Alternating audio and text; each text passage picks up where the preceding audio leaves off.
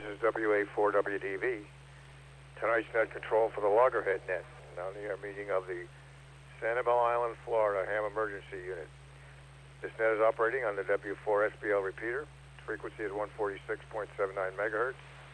PL tone 136.5 hertz. The directed net, all communications should be directed to net control. This repeater is sponsored by the City of Sanibel under the Sanibel Emergency Management Plan and is maintained by the Fort Myers Amateur Radio Club. Thanks, guys. The repeater is located at City Hall on Sanibel Island.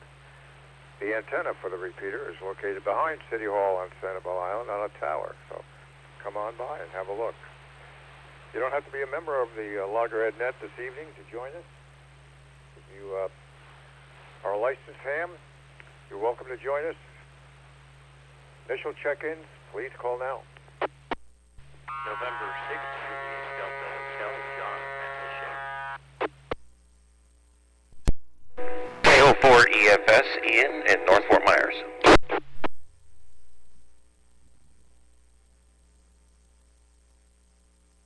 Net control for REB, Fort Myers. Net control. This is Whiskey 6, Whiskey, Tim at Fort Myers. Control.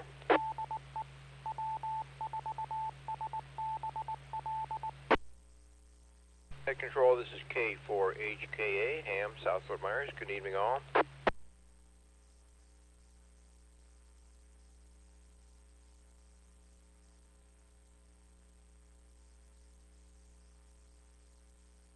Hey, I'm looking at John and Matt Lachey version of John. Ian,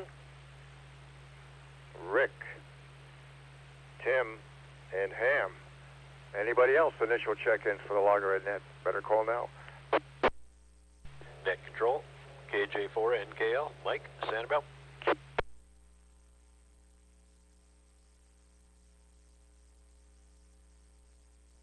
Mike, we got you in the log. Anybody else?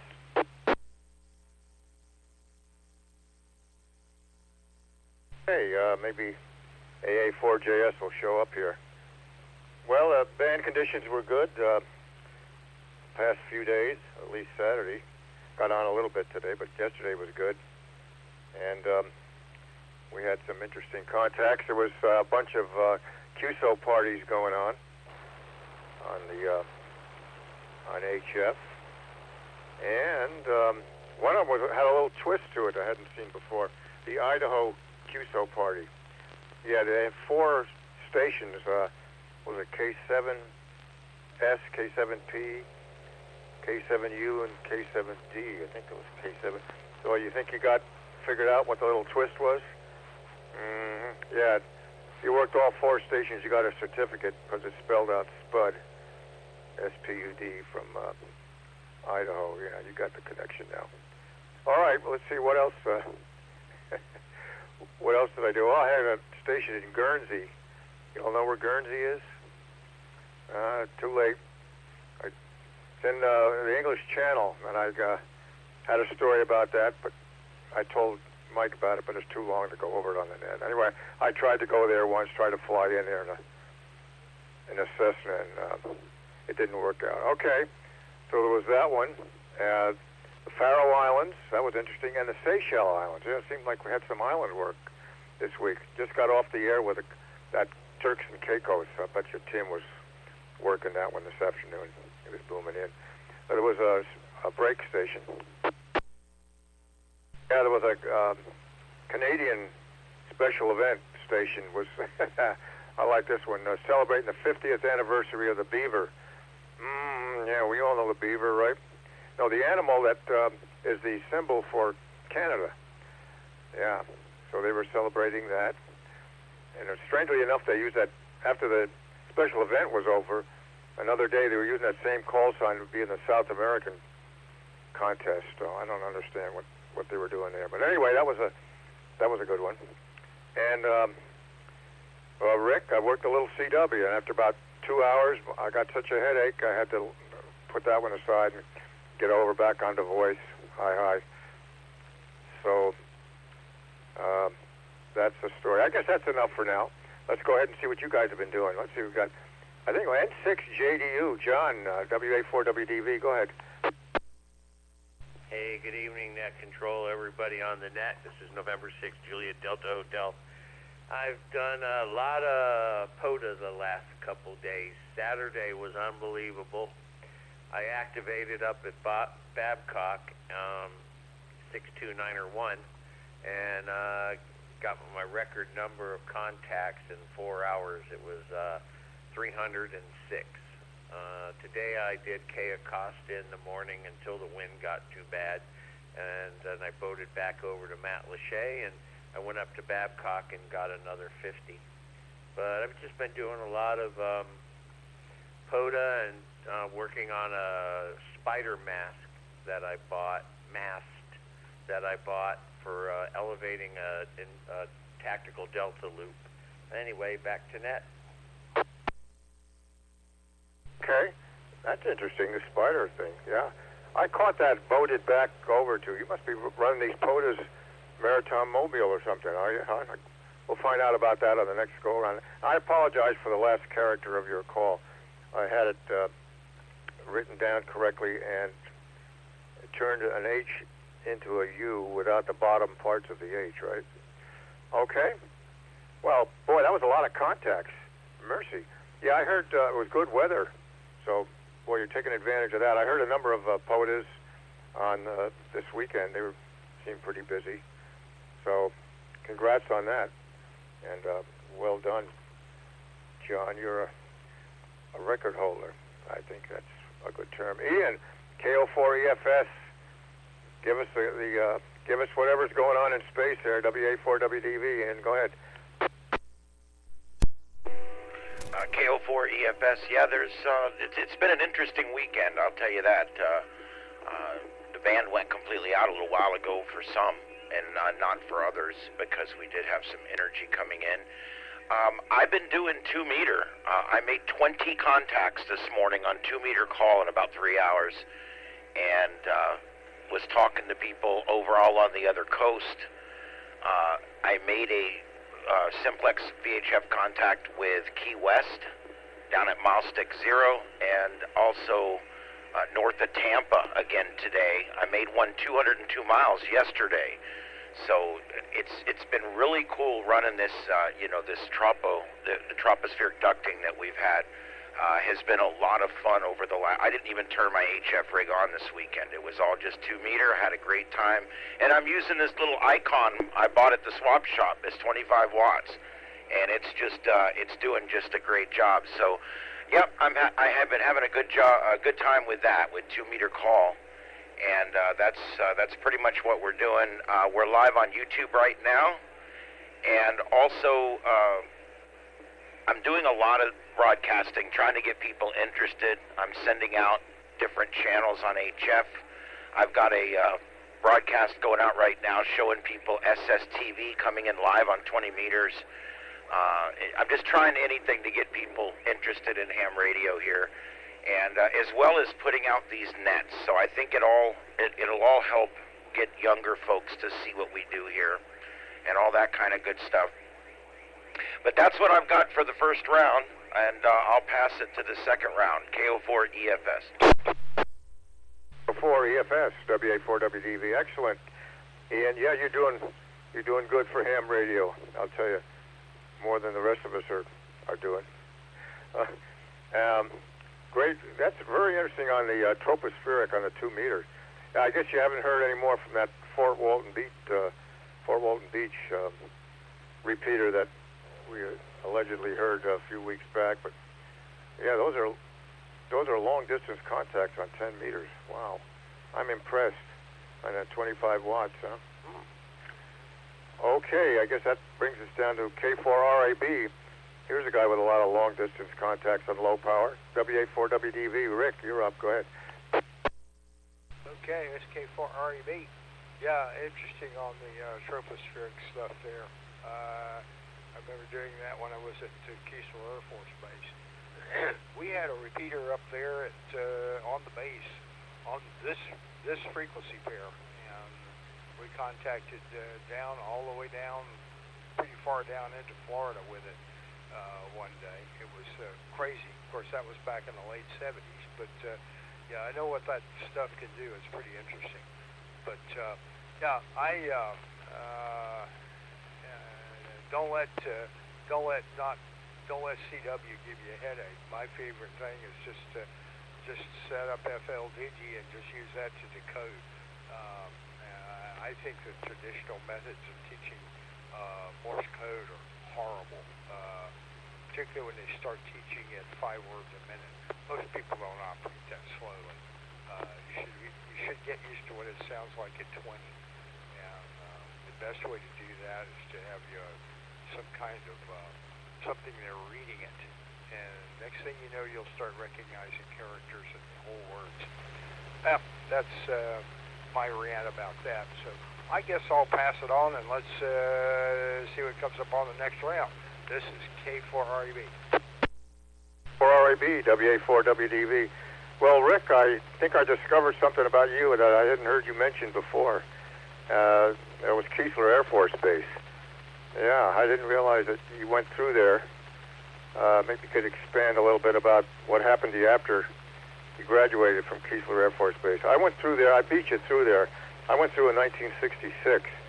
I think the most advanced thing we studied was transistors. I think, if I remember right.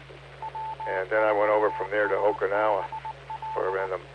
One of the things I was doing was the Mars station over there. So, anyway, fill me in about Keesler and the years after that.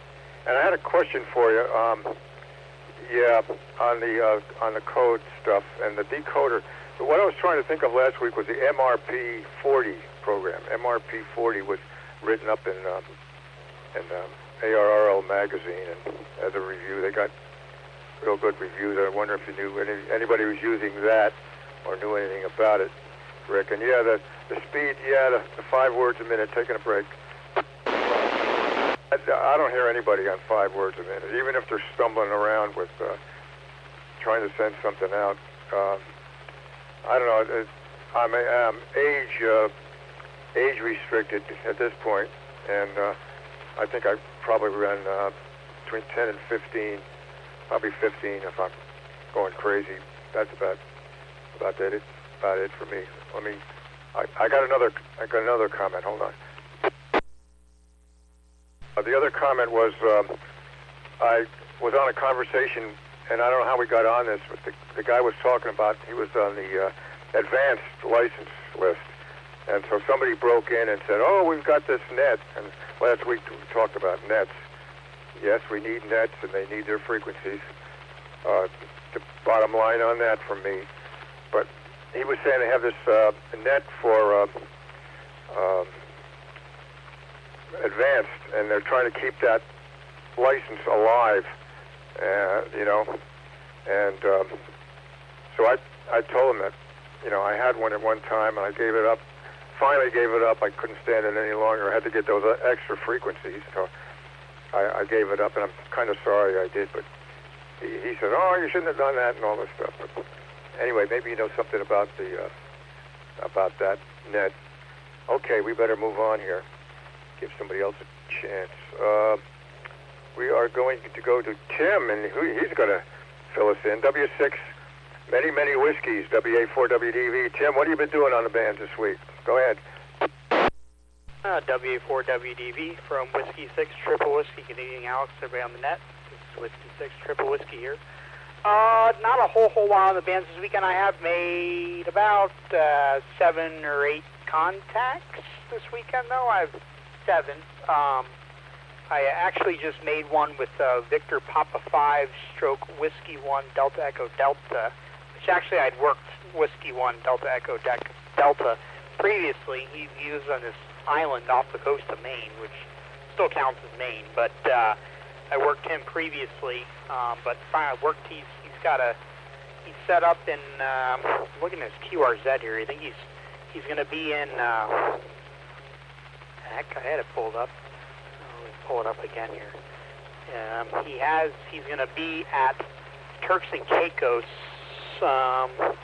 until April 1st. So I guess he's down there for quite a vacation. March 3rd to April 1st. That's a whole month almost. Pretty good there. Go down to a Caribbean island and do some ham radio there.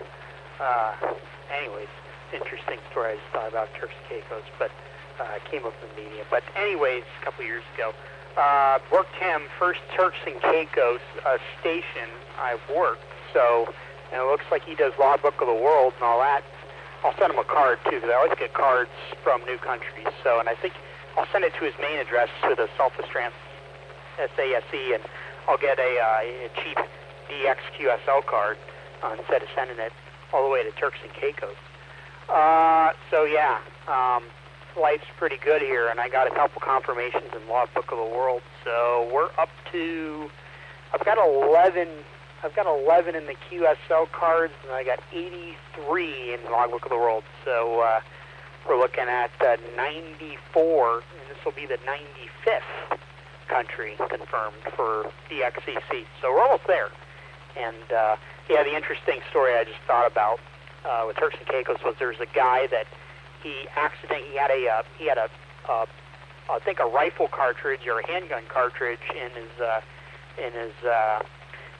bag. He forgot about. He went and took it on a hunting trip, and he had the round in there, and well, it was still in his bag, and somehow it got through TSA. But when he arrived in Turks and Caicos, they found it, and he was arrested, and he got sentenced to like 10 years in prison. They got some crazy law there that if you accidentally bring a round in, you get 10 years in prison, mandatory minimum. But I think the U.S. State Department negotiated with the Turks and Caicos. So let me reset here. The U.S. State Department negotiated with the Turks and Caicos government and was able to get him released. So that was the whole fiasco. I don't know if everybody remember that in the news, but yeah, kind of bizarre there. Anyways, other than that, I guess I'll pass it back to Ned. Oh yeah, great thing Ian's doing for ham radio. Also, I really like your machine. I've got it on my program on my radios. So your machine sounds real good, and I hear it from time to time, and they'll talk on it. So good stuff Ian's doing there. This is Whiskey 6 Triple Whiskey. Back to Ned. Yeah, Tim, very good. W6 WWW WA4 WDV back at you. Yeah, the Turks and Caicos. Yeah, I heard him on there. Man, he was blasting in, but I guess he's not that far away, is he? I don't know if you noticed on where is he going next. Seems like he moves around to different places. But a lot of these guys, they go down there, especially these contest stations. I think we talked about this. Like that one they had single sideband contest, ARRL one last week. They go down there and stay at a place for the weekend for the contest, but they go down like a week early and practice and stuff like that. But they got a lot of those contest stations down there, and this guy might have been working on somebody else's equipment. It might not be his station down there. I don't know. You probably would probably know more about that, but yeah. I didn't hear you mention working any QSO parties. There are a lot of QSO parties on. Tim, maybe you work some of those. Okay, we'll get you something else here in the next go-around. I got another note here, but I can't read it. K4HKA, WA4WDV, Ham, go ahead. WA4WDV, this is K4HKA. Haven't been on the radio, but my radio project of getting the Harvey Wells, John M. Wells radio cards sorted. I thought I'd have 1,000. When I got through them and scanned both sides, there were 3,600 cards. And today, a couple of days ago, I got them off to his grandson for to save them. Other than that, I've been working on fired up 2 generators just to get ready for the summer, and I'm refining my wireless mic setup and my PTC camera for some upcoming recording events. So, been pretty busy. Back to net, K4HKA. 4HKA, the technologist, WA4WDV. 3,600, man, that's a lot of interesting cards, for sure. I just wonder how many cards, QSL cards, have you collected so far, Ham? You can comment on that in the next go-around. Anyway, it does sound like you're busy, so that's good. Busy is good. Keep you out of trouble. Well, we got one left on the initial check-in list, and you know who that is. The infamous KJ4NKL on Sanibel. WA4 WDV Sanibel. Go ahead, Mike. Net control, KJ4NKL. Thank you, Alex. Good evening, everybody. Did little HF this week, not a lot. Busy with some work things and some other things, but I wanted to say good job to Ian. I was doing some mindless scrolling the other night, getting ready to go to bed, and well, there he did. Showed up. He was interviewing. There were some kids in the background and radio, so good job, Ian. And then this week here, I've set up the IC 9700 and the G55. I've got all of that now in a new room because one room of radio equipment isn't enough. So I put that in another room and getting ready to get that up and running. So that's what I have for this round. Back to net control, KJ4NKL. KJ4NKL, WA4 WDV.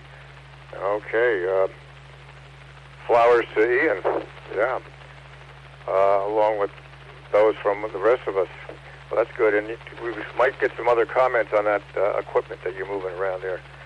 Setting up Mike. We'll see if anybody else has any comments on that as we go through the second round. But we got to do a little housekeeping before that, and that would be any more initial check-ins for the Loggerhead net. If you're a late check-in, this is your time. Call now.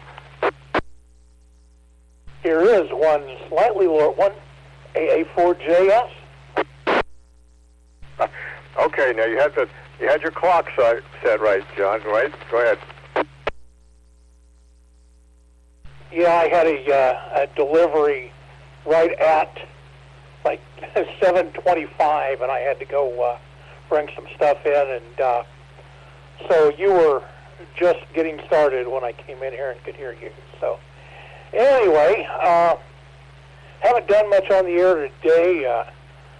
Done quite a few yesterday, and I can't think of anything interesting or something I want to brag about having made yesterday, but did quite a few. And I was hearing, hearing my friend talk about grabbing these over 3,000 cards from somebody, and several years, probably 3 or 4 years ago, my nephew, who is not a ham operator at all, was at somebody's sale, and he had picked up probably about 1,000 cards because he was interested in the artism.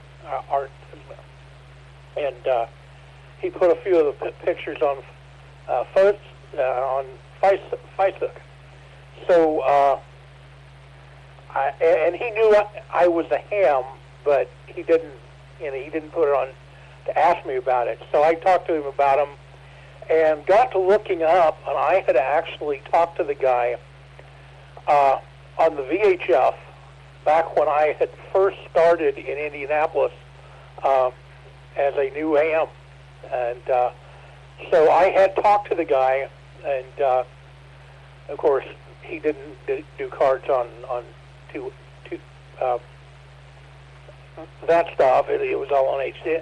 But it's nice having that little explanation to my nephew about it, and actually having the guy that had posted it. Anyway, that's enough for me this time. Back to you, AA4JS. Okay, John, yeah, that's great. Yeah, that was Ham who was talking about the 3,600 cards that he waded through. And these were back in the early days, right after the war, if I remember.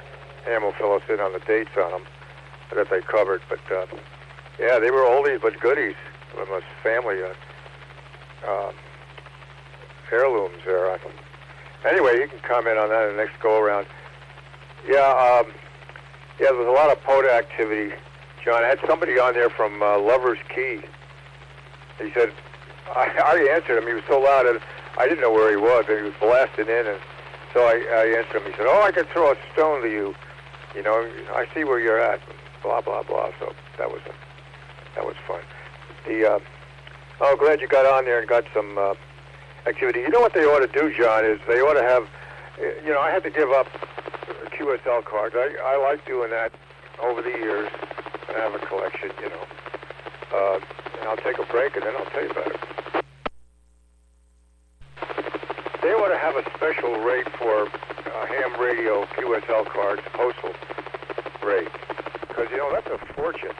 By the time you put them in an envelope and send it, they want a return envelope with a stamp on it and everything. And especially if you send them overseas, it's a small fortune. They want to come up with some congressional bill to pass legislation that the USPS has a special rate for ham radio QSL cards. Then we could all get back into that. Anyway, there you go. I'll throw that out there for Ian to work on that one. The other thing I had that I forgot to mention before I see if there's any other late check-ins is that I couldn't think of earlier when Tim was on there.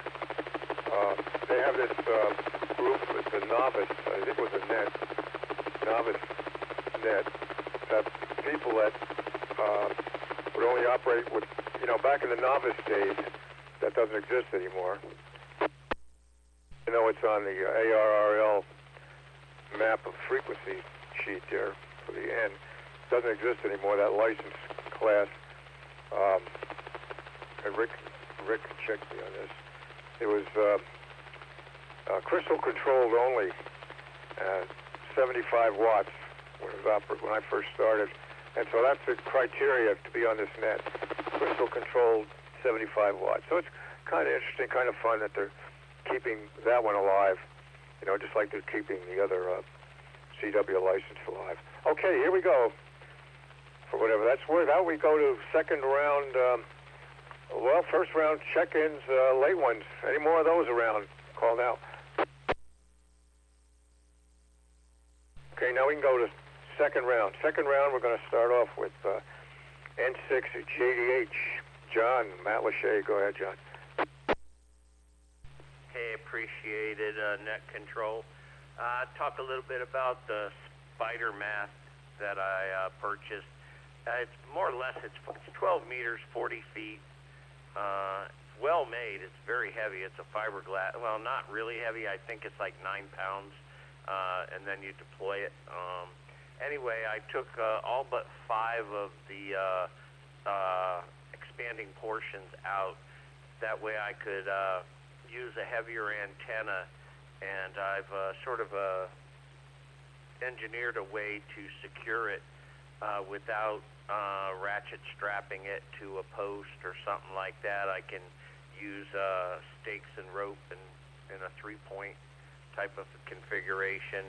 I just want to experiment and try to get the Chameleon tactical delta loop up about 20 feet to see what it'll do. But that's it. That's my project for this week. And I'm sure I'll conquer it and move on to something else. Anyway, back to net control. Here's net control for you, N6JDH. Over to you. Yeah, I've been messing around with trying to figure out how I want to strap down this vertical antenna before hurricane season, because I've lost it twice. Ian and Milton on the ground, had to get parts. Anyway, I was trying to figure out a way to strap this down with guy it down, as they say. And some of you may have a comment about touching the antenna with the guy wire or a guy rope, if that's going to be a problem when the rope gets wet and it's touching the antenna on one end, the live part of the antenna on one end, and the ground on the other end. Somebody might comment on that one. Maybe it's going to be Ian. Okay, John, very good. Appreciate those comments. KO4 EFS, W84WDV, go ahead. Well, I'll admit I'm not 100% sure on that. If the rope's wet, then there would be some small amount of conductivity there. So I don't know. That's an interesting one. All right, let's see real quick. I premiered a video just before the net tonight on where to buy ham radios, and basically it came out really good. So that is out there. The UV5RM, I can't do the review on it because I can't program it. So I'm working with them now. It's such a new radio that, you know, I'm waiting for it to come out. Wow, I got the 7.2 up back there, and people are freaking out over there. It's funny to listen to the 7.2. I have a blast just putting that on and listening to it. Let's see here. I'm going to be heading up to the cabin in 4 weeks, and I'm taking an HF rig and a portable magnet, big, huge 4-magnet thing I bought with a big HF antenna that goes on top of the car. And I plan to do POTA pretty much every day I'm up there. I'm going to activate parks, and I'm really looking forward to it. I've yet to be up there where I don't have a whole lot planned and with all the right equipment to just really do a lot of POTA, so I'm really looking forward to that. It's going to be a lot of fun. And I think that's about the bottom of my list. Was there anything else? I'll give you something else, KO4EFS. When you go up to the cabin, is there some way that you can either post a list on your webpage or tell me or whoever else you want to tell when you're on there? I'd like to talk to you on the radio and see how you sound from western North Carolina. Is there any thought been given to doing that, John? Ian, go ahead. Yeah, the easiest way to do that would be to just... anybody that wants to do that with me, just let me know, and I'll make up a little email chain. And when I'm going out, I'll let people know where I'm going to be. Of course, once I start, you can spot me and see right what frequency I'm on and where I'm at and everything. So, man, I love POTA. I tell you, really, really love POTA. Yeah, I know. I really like it. And we're waiting for the day when it's a soda for you. You're out there in the mountains. You ought to find some mountain you could make it up without driving up there. And maybe Mount Pisgah or something like that. You could do that, or Mount Mitchell. Yeah, that would give you a soda coverage, a footprint for you there, Ian. Okay, yeah, we'll look into that. That's 4 weeks away, so we got time to think about that. Have a way to get on there with you on HF.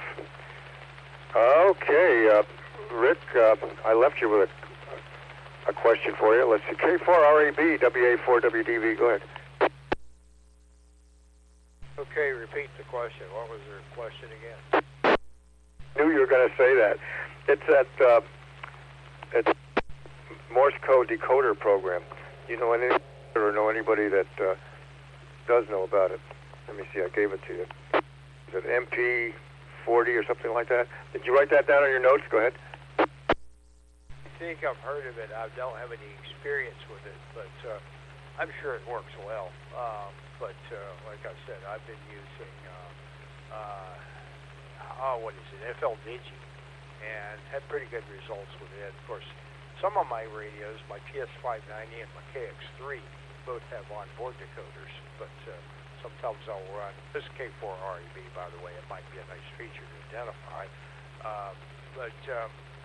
yeah, I'll use those, and then of course use the other one. The idea here is to not try to work it, as you learn the code. The idea is to have something to work along with you. I still do that on contests because it's contests run, and sometimes at 30 and 35 words a minute.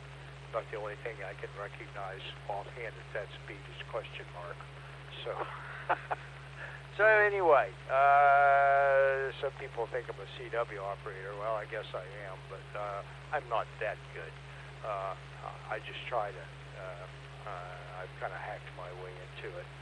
But anyway, yeah, I need to try some of these other modes and see what they're like. I just haven't done it yet.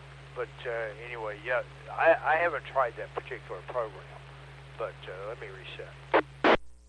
This K4REB. I don't, there's that one. I'm trying to think of CW Scammer, I think is the name of it. It's another one that's used. Those are Windows applications, but you can also use, like FLDZ works under Linux, the Linux version, and I've tried that and it works great. So anyway, and I don't know about Mac. I used to have a Mac. I still have one. It's just too old to run any of the current software. So anyway, but so I guess that, unless you got any other questions, I'll pass it back to you. K4REB. Yeah, K4REB, WA4, WDV. Yeah, we knew your voice. FCC knows your voice. You didn't have to identify that first time. Hi. It was MRP 40. Mike Romeo Papa 40 is the name of that program.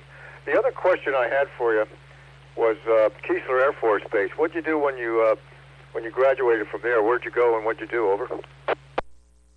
Okay, went to Keesler Air Force Base for 10 months. Trained as an electronic computer systems specialist, and then proceeded on to Barksdale Air Force Base in near Shreveport, Louisiana. That's where it was my permanent party station. I was in for 4 years. So that's what I did. We took care of the Strategic Air Command's, I think, at that time, a 32-bit machine, which took up an entire building. As amazing as this thing was built of discrete transistors. Now you could probably fit something like that in your cell phone and then some. You could probably put the whole thing on something about the size of your fingernail. This is K4REB. Yeah, for sure, K4REB. Yeah, Barksdale, I've been there several times. That's B-52 base, and that and Minot are the only two B-52 bomber bases left. And they got that B-52 museum there. I don't know if that was there when you were stationed there. Anyway, that's where it's at, and I've been there many times at Barksdale Air Force Base. All right, very good. Now we know a little more about you. W6 WWW, WA4 WDV. Go ahead, Tim. W4 WDV from Whiskey 6 Triple Whiskey. To answer your question, I did work some of those. I worked one Wisconsin QSO party. Like I said, I only worked 7 this weekend. Worked 5 yesterday. Actually got an Italian station yesterday on 10. And, or not 10, 20. I got a Canadian on 10. He was up there in Nova Scotia, I think. Yeah, bands are looking good. We're at the peak, so they ought to be good. So, yeah, anyways, so one thing I didn't mention was I was looking around. There's some apps that are out, and I might want to test some of them, that are AI, artificial intelligence, CW decoders. So I'm curious how good they are, because, you know, with AI, it kind of learns things and how it all, you know, it's able to be able to adapt. It's kind of how it absorbs information. So I'm curious how accurate these things are. If you got an AI CW decoder, I mean, theoretically, it should be good as a person doing it. So, because of the way it learns and stuff. I might, you know, give that a try, see how good it works, and might never have to learn Morse code. I might just use that and then have like a key or something that sends as I type or something. Be interesting to see how that works. But yeah, I might get one of those apps and then just tune up to one of the CW portion of the band and listen, see if I can pick up what they're trying to say. So interesting with the with AI. There's some new possibilities going on there. So anyways, and I probably learn CWs or Morse code as I go along. But in the beginning, I'd want to just kind of do the decoder and learn as I go along, because maybe I wouldn't be super interested. I don't know. When you got the cycle going down, probably be good to know it, since sideband will be a little tough probably with the, because we're at the peak now, the cycle starts going down here in the next few years. That might be the only opportunity. So, anyways, we'll cross that bridge when we get to it. Anyways, I don't know, do you have any additional questions for me, Alex, or anything like that? Back to you. Oh, that was pretty cool. AI Morse code decoder. I don't know how that one would work. Tim. I see attempts at using AI for school assignments, as you probably witnessed down there at Gulf Coast. But I don't know how it would work with Morse code, how that could be done. Anyway, yeah, that's a thought, isn't it? Well, if you find any articles about that or something, I'd be interested in sending them over to me. Yeah, I hope you do get into the Morse code. Rick and I need a little company on the net here. That would be a good thing to do. And I don't think you should learn from scratch, as Rick is saying, with a decoder. The ARRL has those practice sessions on the computer and on the internet and also on the air that you can practice at different speeds. So that they're pretty good about that. Anyway, I'll leave it with that and wait for your further advice on how you do with learning Morse code. Okay. All right. Ham, K4HKA. You want to learn Morse code? WA4WDV. Go ahead. WA4WDV K4HKA. Yeah, I did learn Morse code in 1958 when I got my novice. I was way up to 5 words a minute, as required. You talked earlier about the cards again. He started writing them in 1940, up to 1942, because in 1942, the FCC would not allow ham radio operators to transmit up until 1946. There were no ham transmissions 42 to 46 because of the war going on and, possible leakage of information. After that, he transmitted up to about the late 60s, early 70s, and this was all from Southbridge, Mass. I'm going to take a break. And then he moved to Jupiter, Florida, but I don't have any cards or anything from his latter years in Jupiter, just the Southbridge records. So back to that, K4HKA. Okay. Well, maybe he got, tired of doing it when he got to Jupiter and just quit. Maybe there isn't any records from Jupiter cards. But yeah, that's a fantastic collection there. And I know you got them all on digital, so that's pretty impressive. And I didn't know you were a novice. That caught my attention, Ham. I didn't let that one go by. That was cool. Yeah, the 5 words a minute was the requirement, and you know about the rest of it. And I guess you must have gone to an FCC office to take the test, as we did in those days. KJ4NKL. Hope you've been listening, Mike. WA4WDV. Go ahead. Net control, KJ4NKL. I believe that the AI would be fine. It would learn it soon enough. I've been using it a little bit, I will confess. Not much for the second round. I think this week here I want to restring the ends of the Buckmaster. It's working just fine, but when I look at it, I think I could get the ends up easy, another 7 to 8 feet on each side. Choose a different tree and give that a whirl. So have a report back on that next week. So hope everybody has a good week, and we'll talk to you next week. Back to net control, KJ4NKL. KJ4NKL, WA4WDV. Okay, got that in the notes. A report next week from Mike. And by the way, I committed a cardinal sin this week, a cardinal ham radio sin, Mike. You'd be interested in. For some reason, I decided I was going to use the amplifier on 15 meters for one of these stations this week that I wanted to get. So I loaded the thing up, and only problem was I was on 20 meters. So the transceiver didn't match up with the amplifier. And for a while there, I couldn't figure out why I had no output at all. Nothing was happening. Pushing the mic button and nothing was happening. So anyway, I figured it out. But thank goodness Collins back in 1966 figured out how to block off any transmissions on the wrong bands to their amplifier, huh? Oh, okay. So that was just for you, Mike, the amplifier guy.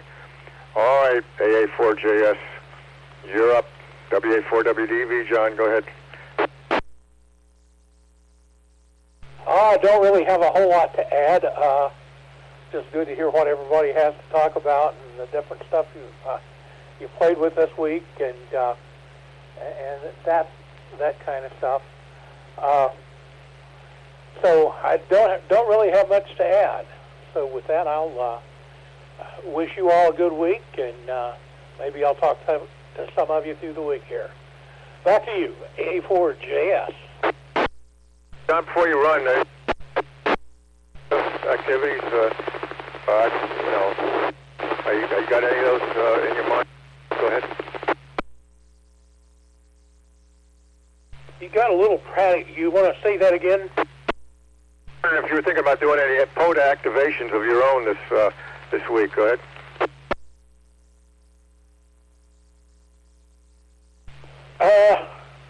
Not going out, no.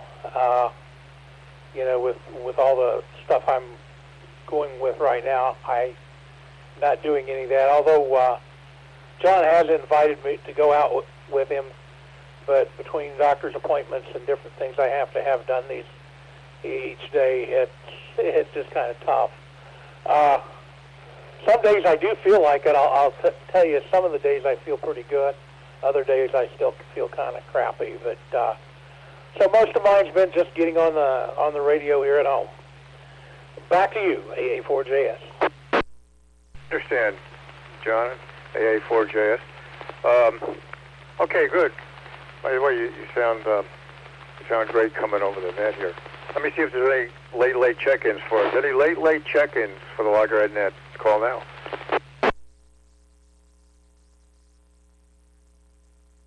Check-ins, no lurkers. I wonder what happened to KF6FJD, Mike. I wonder what happened.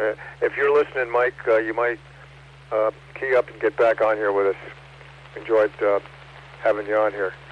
So for this week, I guess that's it. 47 minutes. Okay. See you next week, and daylight saving time will still be in effect. Yeah, okay. See you next week, WA4WDV. Use the frequency if you want it. 73 for...